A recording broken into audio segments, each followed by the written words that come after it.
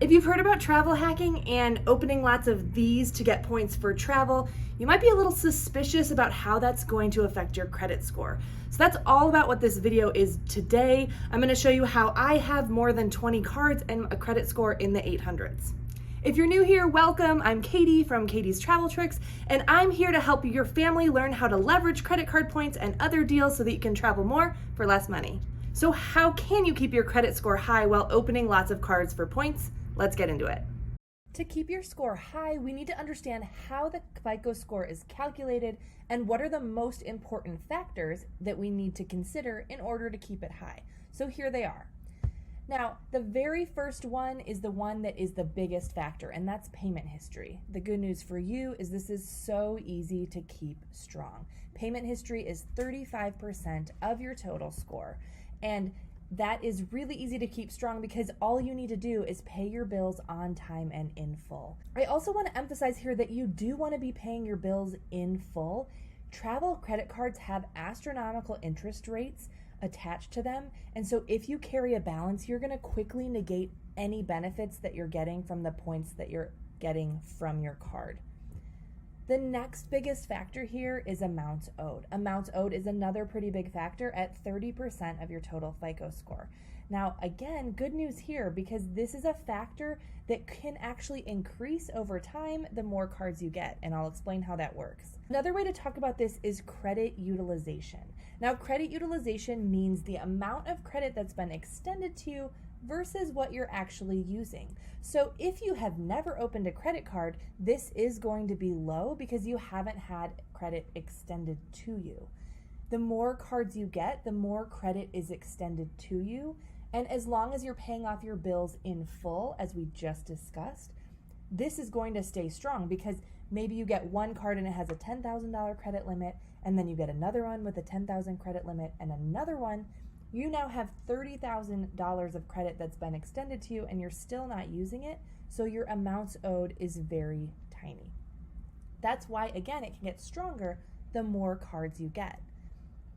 Length of credit history is 15% of your score, and that's one we really have to be mindful of the more cards you open because it's the average length of time that you've had cards open. If you're opening cards and then canceling them after a year, that's going to drive your average down and this part of your score will be lower. So here's some tips to help you with that.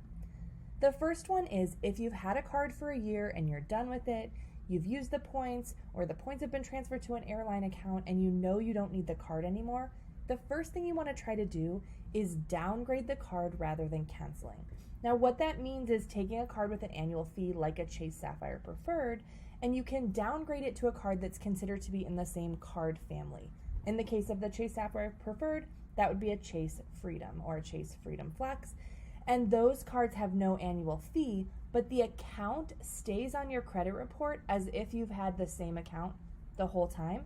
So as it gets older, that's going to help your average length of history stay strong. So that's going to be your first best choice if you can, instead of canceling a card, to downgrade it to a no annual fee version. It's not always possible, and so I do open cards for a year and cancel them, but if I can, I do try to downgrade as my first option. Another great option here is to open business cards. I'll talk more about business cards in other videos and why they're so important to your overall travel and points strategy and how you can probably open them even if you think you can't. But just something to keep in mind specifically for credit score is that most business cards don't report at all to your personal credit report. So that means if you do open a business card and cancel it after just 1 year, that's not going to show up on your credit report for your credit history. These other two factors here I'll briefly touch on. New credit, that's 10%. That is why you see a ding to your credit every time you have a hard inquiry and are applying for a new card. That's unavoidable, but you don't want to apply for tons and tons of new cards really close together because that is going to hurt that score, that part of your score. Credit mix just refers to the different kinds of credit that you've been extended. So if you have auto loans or a mortgage or student loans, having a mix is what is going to keep that strong. So again, if you've never opened a credit card, this is an area that can actually increase by just having a credit card now on your account, and it's going to show a different kind of credit mix, and that's going to help keep your score strong. So these are our real credit scores, but you'll see at this point, I had opened 27 cards in the past 4.5 years. My husband had also opened 27 cards in the past 4.5 years. The differences in our scores are largely due to the fact that he had opened 11 cards in the past 12 months. We do not usually operate at that velocity. This was a particularly high time for us as far as opening cards. We were doing some remodeling, so that's one of the differences.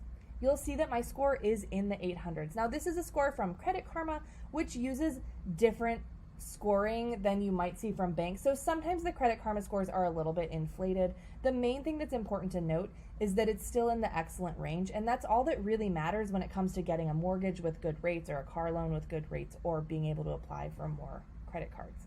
My husband's scores, as you'll see, are a little bit lower because he has more hard inquiries in the past 12 months at this time. But his scores are still in that excellent range, giving us access to the best mortgage and car loan rates and all that good stuff.